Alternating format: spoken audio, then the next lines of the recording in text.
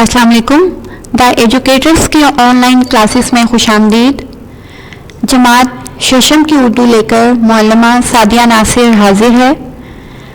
سفینہ اردو کے صفحہ نمبر 86 پر موجود آج ہم مترادف الفاظ کریں گے. کاروان اردو پر موجود مترادف الفاظ کی خالی جگہ کریں گے اور تفہیم عبارت کریں گے. اب ہم سفینہ اردو کی کتاب کے صفحہ نمبر 86 پہ موجود مترادف الفاظ کریں گے.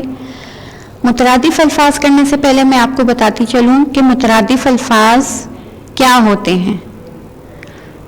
بعض الفاظ معنی کے لحاظ سے ایک جیسے ہوتے ہیں، انہیں ہم معنی الفاظ یا مترادف الفاظ کہا جاتا ہے. جیسے درخت اور شجر ایک دوسرے کے مترادف ہیں. اس میں یہ بتایا گیا ہے کہ جو الفاظ معنی کے لحاظ سے ایک جیسے ہوتے ہیں وہ مترادف ہوتے ہیں. میں نے یہاں پر مثال دی ہے درخت، اس کو ہم شجر بھی کہتے ہیں. اب ہم الفاظ مترادف پڑھتے ہیں.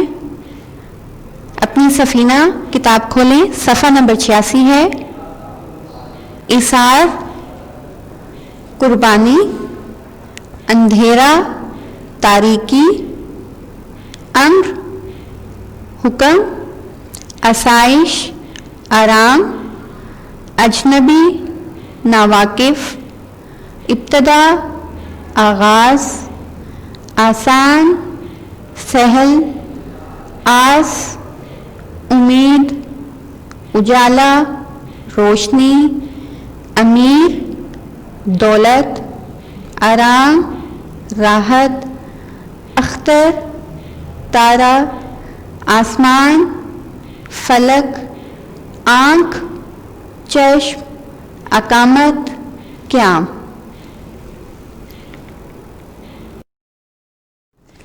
اب ہم بے، تے اور سے شروع ہونے والے مترادف الفاظ کرتے ہیں.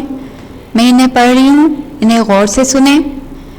باپ، والد، بہادر، شجاع، بغض، کینہ، پرانا، قدیم، تلوار، شمشیر، تالا، قفل، تلاش، جستجو، تکلیف، دکھ، تاجدار، تاجور، بدن، جسم، بلبل، عندلیب، بشر، آدمی، پاگل، دیوانہ، تکبر، غرور، تیغ، تلوار، تحمل، بردباری، تاریکی، اندھیرا، بیمار، مریض، بہشت،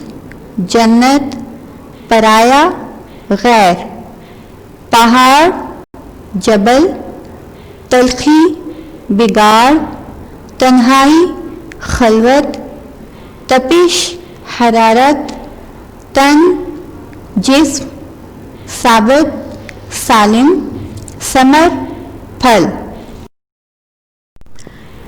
کاروان اردو کی کتاب صفحہ نمبر 25-26 پر موجود الفاظ مترادف اپنی نوٹ بک پر تحریر کریں. معاون الفاظ دیے گئے ہیں، میں پڑھ رہی ہوں، اس کو غور سے سنیں. چاک چوبند، رہنما، آسائش، تربیت، شاداب، ثابت قدمی، زیبائش، تاب، انحطاط، پاکیزگی. اب کاروان اردو کا صفحہ نمبر 25 نکالیں.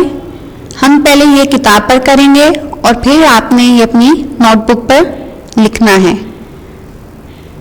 مندرجہ ذیل خالی جگہیں خط کشیدہ الفاظ کے مترادف الفاظ سے پر کیجیے. آپ کی آسانی کے لیے آخر میں معاون الفاظ دیے گئے ہیں. پہلی خالی جگہ ہے آرامو، خالی جگہ کی زندگی انسان کو بیمار کر دیتی ہے. معاون الفاظ میں دیکھیں، یہاں پر کون سا لفظ آئے گا؟ آرام و آسائش کی زندگی انسان کو بیمار کر دیتی ہے. اس عمارت کی آرائش و خالی جگہ قابل دید ہے. اس عمارت کی آرائش و زیبائش قابل دید ہے. مشکل گھڑی میں استقامت اور خالی جگہ کا مظاہرہ کرنا چاہیے. معاون الفاظ میں دیکھیے کون سا لفظ یہاں پر آئے گا؟ مشکل گھڑی میں استقامت اور ثابت قدمی کا مظاہرہ کرنا چاہیے. صبح کی ورزش انسان کو چست اور خالی جگہ رکھتی ہے. صبح کی ورزش انسان کو چست اور چاق چوبند رکھتی ہے. ہمارے ملک کے کھیت نہایت سرسبز و خالی جگہ ہیں. معاون الفاظ میں دیکھیے کون سا مناسب لفظ یہاں پر لگے گا؟ ہمارے ملک کے کھیت نہایت سرسبز و شاداب ہیں. والدین اولاد کی تعلیم و خالی جگہ میں کوئی کمی نہیں چھوڑتے. والدین اولاد کی تعلیم و تربیت میں کوئی کمی نہیں چھوڑتے. اگلی خالی جگہ ہے وہ اپنی شکست پر غصے سے پیچو خالی جگہ کھا رہا تھا. وہ اپنی شکست پر غصے سے پیچو تاب کھا رہا تھا. اگلی خالی جگہ ہے غور سے سنیے. نبی اکرم صلی اللہ علیہ وآلہ وسلم ہمارے ہادی اور خالی جگہ ہیں. نبی اکرم صلی اللہ علیہ وآلہ وسلم ہمارے ہادی اور رہنما ہیں. طہارت اور خالی جگہ ایمان کا حصہ ہیں. معاون الفاظ میں دیکھیے یہاں پر کیا آئے گا؟